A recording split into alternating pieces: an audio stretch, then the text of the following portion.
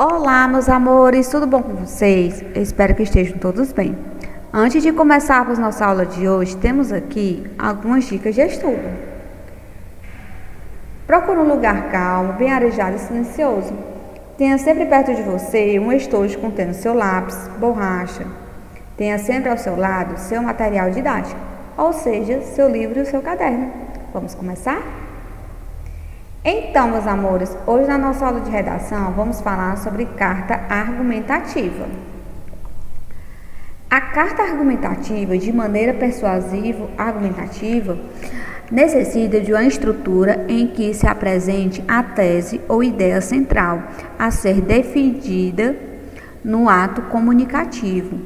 Os argumentos pertinentes aos objetivos do texto, bem como o desfecho em que o autor sintetiza a discussão realizada na carta e também, caso queira, apresenta suas propostas ou reivindicações. Isso significa que, mesmo em estrutura própria de carta, verificam-se no corpo do texto algumas partes específicas, a saber, introdução, desenvolvimento e conclusão. Podendo abordar diferentes assuntos na carta argumentativa, o que predomina são as questões polêmicas e, usualmente, este tipo de texto se caracteriza pela contraposição de ideias, isto é, locutor e interlocutor pensam de maneira distinta a respeito de determinada questão e este tenta convencer aquele de que deve mudar de opinião. Características da carta argumentativa. Embora no próprio nome esteja presente o caráter do texto argumentativo, é essencial diferenciar a carta argumentativa de outros gêneros dessa natureza. Nela há uma característica importantíssima, que é a presença de um locutor conhecido, específico, ou seja, as marcas linguísticas presentes no texto devem indicar uma comunicação direta, o que reforça a persuasão ou convencimento. Assim, é autorizado o uso da primeira pessoa do singular, bem como expressões que deem a impressão de que um diálogo está em curso. Nesse sentido, pode-se chamar dirigir-se diretamente ao interlocutor, inclusive fazendo-lhe perguntas retóricas. Estrutura da carta argumentativa.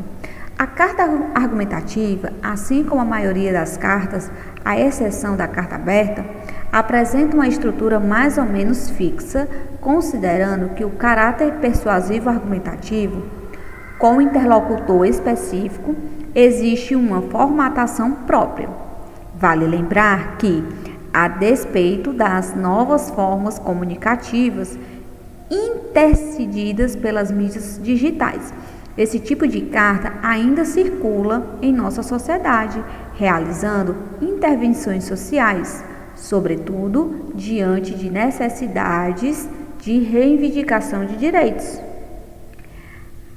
A despeito das novas formas comunicativas intercedidas pelas mídias digitais, a carta manuscrita ainda circula em nossa sociedade. Seguem abaixo os elementos essenciais constitutivos do gênero: local e data, elementos presentes em todos os tipos de carta. Vocativo é uma das formas de se marcar a interlocução, uma vez que o vocativo ou chamamento indica o interlocutor específico do ato comunicativo. Desenvolvimento ou corpo do texto. Aqui, o autor deverá introduzir o assunto, dizer sobre as motivações de se escrever a carta, apresentar a tese a ser defendida, bem como os argumentos pertinentes e ainda estimular o interlocutor a mudanças de ideia. Fórmula de fechamento. Garantia de cordialidade no encerramento da carta.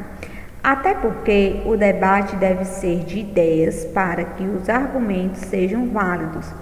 Pode-se usar cordialmente, atenciosamente, sem mais e etc. Assinatura. Se a carta for produzida para processos seletivos, é importante verificar se a proposta prevê a assinatura. Então, meus amores, vamos ficando por aqui, mas antes temos aí o nosso recadinho. Você quer rever nossa aula?